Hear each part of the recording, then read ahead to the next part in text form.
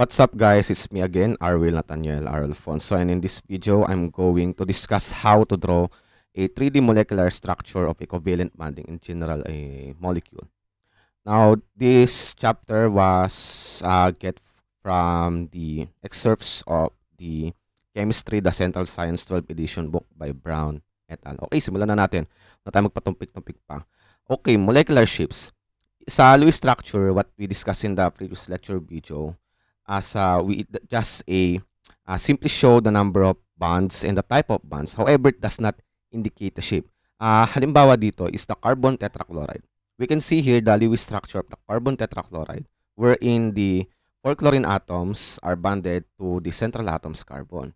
In a 3D molecular structure, we can see that in a ball stick model na kung saan ay makikita natin yung carbon tetrachloride na ino-consider yung bond length and the bond angle. And we can see that there are certain measurements of this molecule na ipapakita. But in this video, we will not consider that because this is a constant data na makikita natin in a chemistry books. So I'm going to teach you only how to draw a 3D molecular structure on a paper, okay? Now, this is the typical examples of molecules that we see in a ball stick model. For example, the carbon dioxide, its shape is linear. The sulfur dioxide is bent. And this one is trigonal planar for the sulfur trioxide and the ammonium trifluoride and the chlorine tetrafluoride. Now, we can see here that if we draw the Lewis structure, for example, yung CO2 and SO2, parehas naman silang magiging linear, di ba? And they only contain one central atom and two terminal atoms. Pero bakit kaya nagbago ng shape? The same case with the sulfur trioxide and ammonium trifluoride, di ba? Ito, the sulfur and the ammonia contains three terminal atoms. Meron tatlong atoms na nakaband sa kanila. But however, we can see in this illustration na bakit yung SO3 ay trigonal planar and yung NF3 naman is trigonal pyramidal. And also this, the chlorine trifluoride is T-shaped na they only contain three terminal atoms, di ba? So dito kasi kino-consider yung valence shell electron pair repulsion theory natin that we will discuss later on in this video. And we can see this type of bonding is just to illustrate na the angle of the bonding between two terminal atoms ay nagmamatter dito sa ating molecular shapes natin. Hindi tayo basta-basta pwedeng mag-drawing na ganito na lang, na ganyan, ganun-ganun. Hindi. We will consider the precise bond angle between the two terminal atoms before we draw the 3D molecular structure. And the question here begs, what is the shape of the sulfur hexafluoride molecule? Now, ang sagot dito, I'll just squill it to you. This is this one, the AB pattern 6 octahedral. Why? Okay, sige. Ngayon, ang mangyayari kasi, I'm just going to annotate this in this PowerPoint that sulfur has 6 molecules. Tama? Okay. The central atom has 6 terminal atoms. And mapapansin naman natin na only the octahedral contains 6 terminal atoms, right? Bonded on the central atom. Kasi dito 5. Ito lang yung 6. And this one is 4. And this one is 3. This one's 2. So therefore, the shape of the sulfur hexafluoride molecule is this one, octahedral, that we will explain later on this video and perhaps in the part 2. Ayan. So we can see here on the tetrahedral, for example, na there are 3 variations of its shape. For example, if we remove one bonding and magkakaroon tayo ng lone pair, ayan, removal of one corner atom, ang magiging shape niya ay trigonal pyramidal.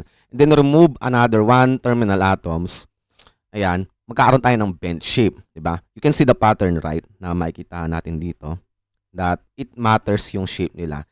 Pag nanggaling sa tetrahedral, magiging trigonal pyramidal or bent, hindi siya pwedeng maging linear kapag ang pinanghugutan niya is yung ating tetrahedral shape. Okay? Now, in this one, I'm just make it fast kasi ang purpose lang naman ng lecture video na ito is to discuss the basic principle of the topic. But if you wish to go immediately dun sa ating sample problems or exercises, you can go at the part 2 of the lecture video. Okay? In this video, I'm going to discuss the principles. Okay. Okay, sa ating dito na papasok yung ating valence shell electron pair repulsion model or the BSEPR. Dito, sinasabi dito that the bonding pair of electrons, ayan, defines the region where a region of electrons were likely to be found. So, magkaroon tayong electron domain. And yung ating non-bonding pair or the electron pair is considered as a one bonding pair of electron. Na kung saan it can cause a repulsion to the terminal atoms bonded to it. Na kung saan that in a BSEPR, meron tayong 4 bonding pair in the ammonia. Okay? If we draw its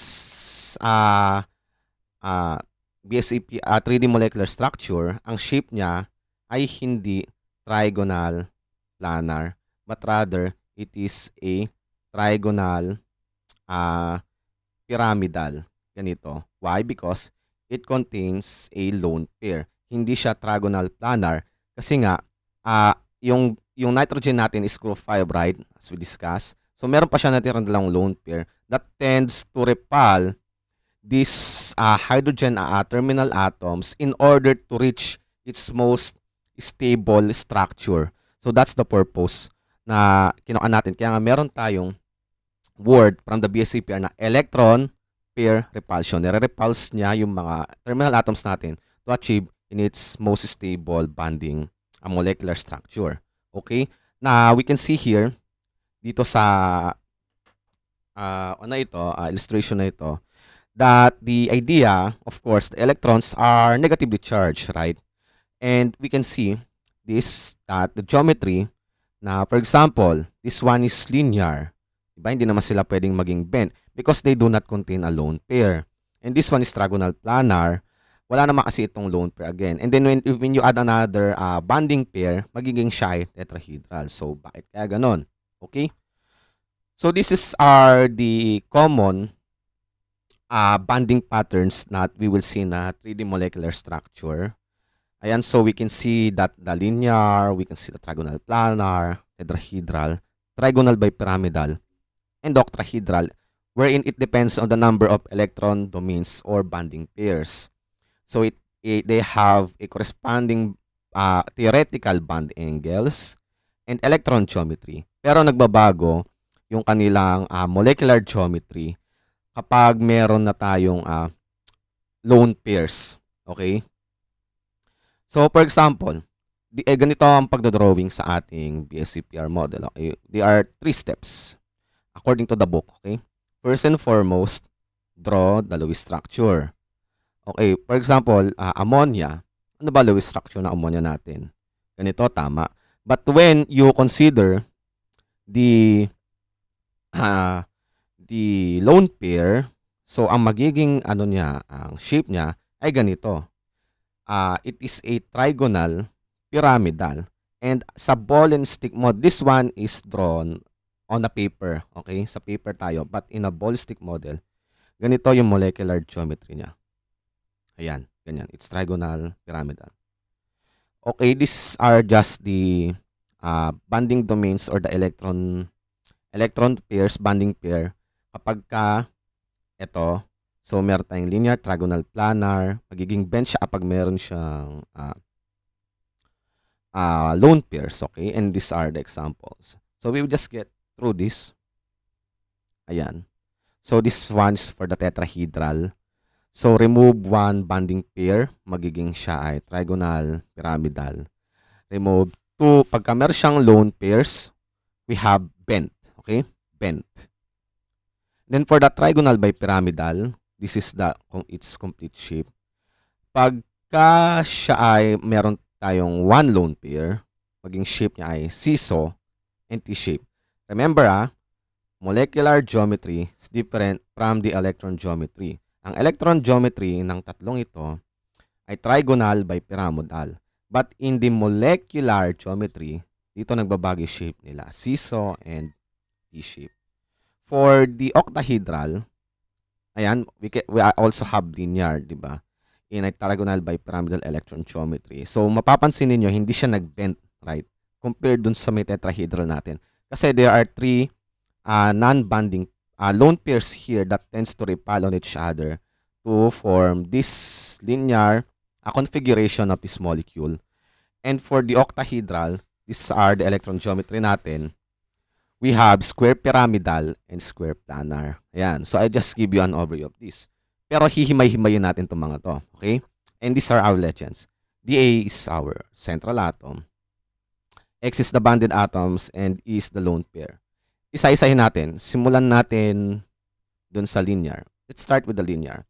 So linear, of course, linear, it's just a linear. Okay? We have one central atom and one terminal atom na kung saan bonded lang yung dalawang atoms natin and wala silang lone pairs. Ang typical example nito is yung hydrogen natin. Hydrogen, di ba? So wala naman silang lone pairs to each other. So ang nila ay linear and the bond angle, remember in the BSEPR, we are considering the bond angle. It is 180 degrees. Okay? 180 degrees. And when there are, again, kapag dalawa na yung ating terminal atoms and we have one central atom, the shape again is linear. And remember, meron din tayong hybridization part na in-explain, I think this one, on the molecular orbital theory na kung saan kino-consider natin yung lobes natin ng mga yung mga s orbital, p orbitals, and d orbitals natin, the reason why they give that particular shape, for example, in an octahedral or trigonal bipyramidal and so forth. Now, in this case, ayan, this is the variant of a beryllium chloride, di ba? We have one central atom and we have two terminal atoms. Okay, di ba? Linaw, grabe. Ayun. So, in this video, since I will not show of how we draw the Lewis structure, irerekta ko na agad siya sa ating 3D molecular structure because I discuss. If you watch my last lecture video, you will know how to draw Lewis structure. But in this case, beryllium chloride has a shape of this. Ayan. Beryllium chloride is group 2 and chlorine is a group 7. Ayan, papansin nyo dear. But remember, yung central atom ang tinitignan natin dito. In order for us to determine the electron geometry and molecular geometry, always the central atom, okay? Now, beryllium's group 2, wala naman siyang lone pairs. Therefore, it will give a linear molecular shape. Now, for next, what if tatlo na yung bonding natin in a central atom? Mag-yield siya ng trigonal planar shape, okay? That has a hybridization of an sp2 and the bond angle between the terminal atom is 120 degree. Typical example of this is a boron trifluoride. So, boron is group 3. Ayan. If we draw the Lewis structure, syempre, ganito yung itsura niya, right? Hindi natin kino-consider yung shape. But when we consider the BSEPR theory, dapat ganito yung shape niya.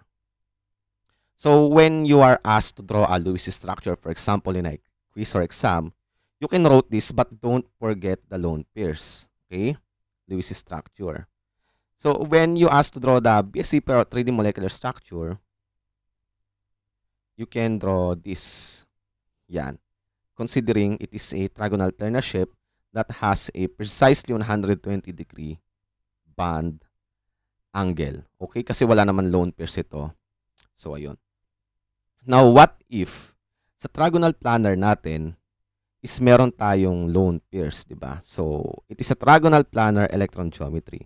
Pero ang magiging shape niya ay bent, di ba? So, sir, bakit kaya hindi linear ang shape nito? Kasi nga, kapag walang lone pairs, in the case of dun sa kanina na yung beryllium chloride natin, wala namang lone pairs dun sa central atom natin, di ba? But in this case, for example, the nitrogen dioxide, ayan, meron tayong lone pairs dito sa ating central atom. Yan, meron tayong lone pairs, di ba? So, these lone pairs will repel these two terminal atoms in order to achieve its most stable molecular structure.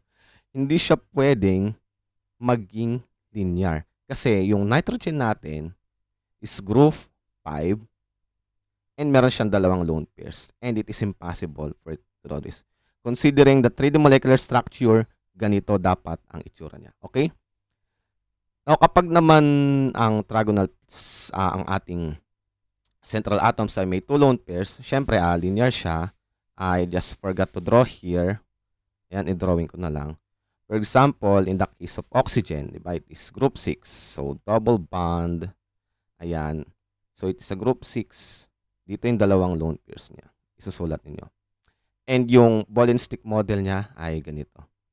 So, trigonal planar is the electron geometry. Guys, don't forget. Electron geometry ang oxygen natin. But the shape, molecular shape, is linear. Hybridization sp2. Bond angle between the lone pair and the bonded atom is 120 degree.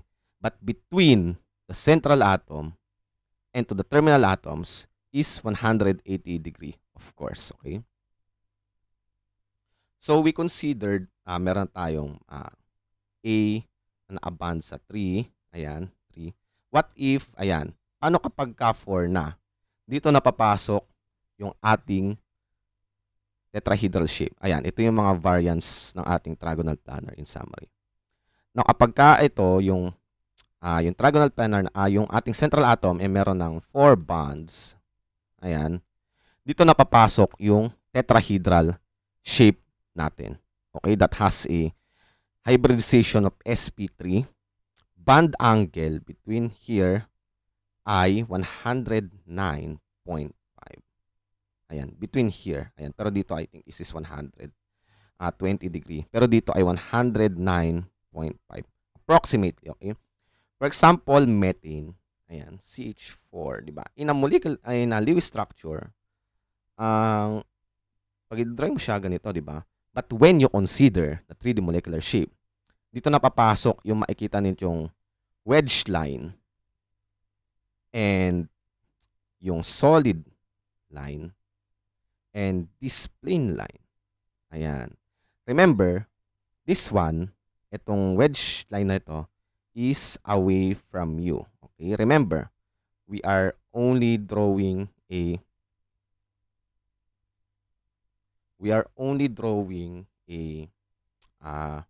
excuse me for that. Ayan. We are only drawing on a plane, di ba? Hindi naman tayo wala naman tayong ball and stick model. So, if you write the letters, ganito ang dapat yan. So, away from you, this one is towards, and this one is on the plane. Ayan. So, how can we draw this? For example, if we are going to draw this ball and stick model, tingin tayo dito sa, ayan, yung dalawang molecule, terminal atoms ay nasa plane. This one is away. So, ganito yan, na a wedge. Ayan. This one is towards, right? Towards the screen. Ayan. So, ganito ang itsura ng ating tetrahedral shape. Okay? Medyo anuin ko lang. Pagandahin lang natin. Ayan. Pen. Yan, tetrahedral shape. Okay? Now, in another variant, paano pagka nagkaroon tayo ng lone pairs in a tetrahedral? So, ayan na. Dito na papasok yung ating NH3 or ammonia. Diba? So, kanina, we saw that we have a trigonal planar shape. Yung trigonal planar shape naman kasi nag-occur kasi yung ating central atoms ay wala namang lone pairs. What if meron ng lone pairs yung ating central atoms? So, consider mo na yung lone pairs na wherein it will demonstrate this one, structure na ganito. Wherein when you draw the ammonia, ganyan siya. Wedge line, remember? Solid and on the plane. And considering the lone pair. Hindi siya pwedeng maging tetrahedral. Pwede siyang gawing tetrahedral if you only ask to draw Lewis structure. However, we are considering that 3-dimensional molecular structure of the molecule. Okay? Next, ayan, what if 2 lone pairs? Ayan, dito na papasok yung ating bent shape. Okay, remember, bent shape. Between this is 109.5. Ayan. Remember, it's just an approximation. Okay? Ang example nito ay H2O. So, we have the oxygen as a central atom. Hindi siya linear. Why? Because it contains two lone pairs, di ba? Pero kung walang lone pairs yung oxygen natin, then it is a linear. However, meron tayong lone pairs sa oxygen natin. That will give, kapag dinrawing natin siya, considering is ganito. Ayan, ganyan na itsura ng ating dihydrogen monoxide or water. When you draw its 3D molecular structure on a paper. Remember, what shown on the screen na sobrang linaw ay ball and stick model, okay? What we are going to do is to represent the letter of the atoms and its drawing, okay? So, these are the variants of a tetrahedral molecule. Yan. So, we have one lone pair and three terminal atoms, two lone pairs and terminal atoms. Yan. So, paano naman kapag yung central atom natin ay meron ng 5 bonds? Ayan, 5 bonds na tayo. Hanggang 6 tayo dito. Okay, meron tayong trigonal pyramidal shape. Okay? Bond angle between here is 90 degree and dito is 120 degree. Remember? So, for example, the phosphorus pentachloride, when we draw this on the paper, it has a hybridization of sp3d. Okay? That's important. Kasi pasagot sa inyo. Ayan.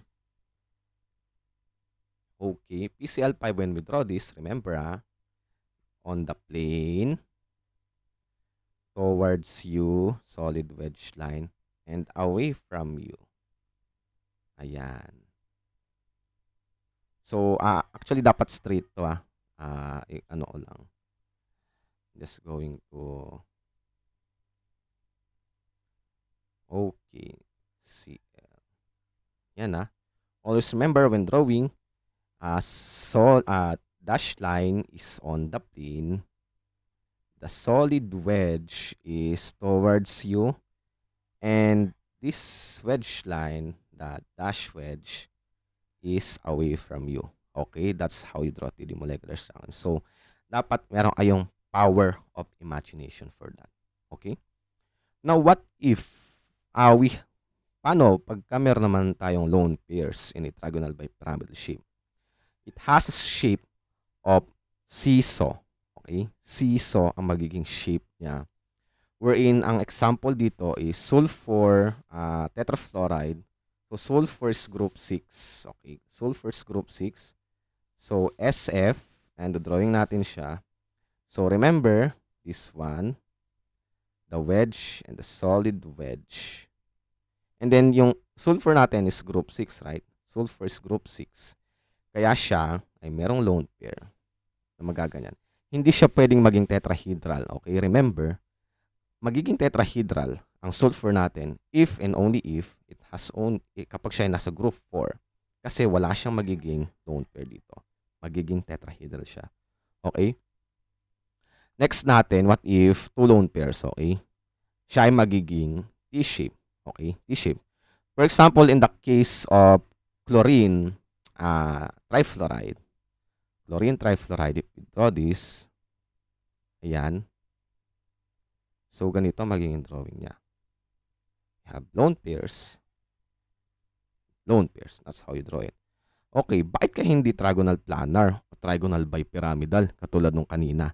Kasi nga, sa trigonal bipyramidal natin is meron tayong one lone pair. Okay? One lone pair. Sa ating trigonal planar naman, wala tayong lone pair doon, di ba? Zero lone pair tayo. Pero dito kasi, sa ating T-shape, is meron tayong two lone pairs. Remember, always consider the lone pairs kasi nagre-represent sila ng non-bonding pair that will give a molecule to its specific shape. Remember, this is a BSEPR. Okay? This is not a Lewis structure. So again, what if three lone pairs? Okay, it's linear. Linear siya. Hindi siya pwedeng maging bent. Hindi siya pwedeng maging bent because it has 3 lone pairs. Okay? In the case of xenon difluoride, okay, is ito yung shape niya. Ayan. XeF5. Lone pair here, lone pair there, lone pair and there. Okay? Hindi siya pwede maging bent. Magiging bent lang ito if and only if it contains 2 lone pairs. Ayan. Pero 3 lone pairs ang ating xenon. So, siya ay magiging linear. Okay? Na variations of the trigonal bipyramidal electron geometry are this. Okay? This one. So, okay, complete 5 bonds. Nagkaroon tayo ng lone pairs but it has 5 bonding pairs. As a seesaw. This one is a T-shape and linear. Okay? Now, what if yung ating central atom ay merong 6 bonds? Ayan. 6 terminal atoms. Ganito na ang magiging itsura niya. Yun ay octahedral. Okay? Octahedral. Na kung saan, yan. So, ang style ko sa pagdodrawing nitong octahedral na ito ay usually ganito. In the case, of, for example, ay sulfur, hexafluoride. Ganito ang ginagawa ko. Ayan. And then, this one is away from you. This one is away from you. This one is towards you. This one is towards you. Ayan. So, this is how to draw. Kasi, sulfur natin is group 6. Okay? And remember, magkakaroon siya ng expanded octet because it has vacant d orbitals. And the hybridization of the orbital is sp3d2. And the bonding angle between all of the fluorine atoms is 90 degree. Okay? Now, what if magkaroon tayo ng lone pairs dito? Ang itsura niya ay magiging ganyan. It is square pyramidal. Square pyramidal, magkakaroon siya ng lone pair dito sa may baba natin. Okay? In the case of example, the chlorine pentafluoride, ayan, if we draw this, ganito ang itsura niya. Ayan. So, dito sa baba, meron tayong lone pairs. So, that's how you draw. Electron geometry is octahedral, of course. Now, what if ay 2 lone pairs na dito? Diba? 2 lone pairs na. Ganito maging itsura niya. Ang shape, molecular geometry niya ay square planar. So, in the case of xenon tetrafluoride, if we draw this, ayan, ganyan, okay, towards you, and then towards you, square planar, and meron tayong lone pairs here, lone pairs here. Ayan. So, square planar, octahedral, ang ating, shape natin. Okay, electron geometry. I'm so sorry. So, these are the variants of a octahedral electron geometry. So, 1 lone pair and 2 lone pairs. Okay? Now, sa meron tayong nag-occur na bonding na 7 terminal atoms and 8 terminal atoms. However, nag-occur yon in the advance in organic chemistry that I will not discuss in this video kasi ang scope lang natin ay hanggang 6 bonding pairs lang tayo because I'm just tackling how to draw. And it is early encountered naman. So, this is the part 2 of our lecture video na wherein we are going to draw the molecular structure of these 10 molecules by considering the BSEPR theory. Okay, so see you on our next lecture video and I hope you learned something. I apologize if medyo mabilis ito, but I hope you understand. If you have any questions, kindly comment below and I will answer your queries. Okay. Thank you so much for listening. See you on the next video.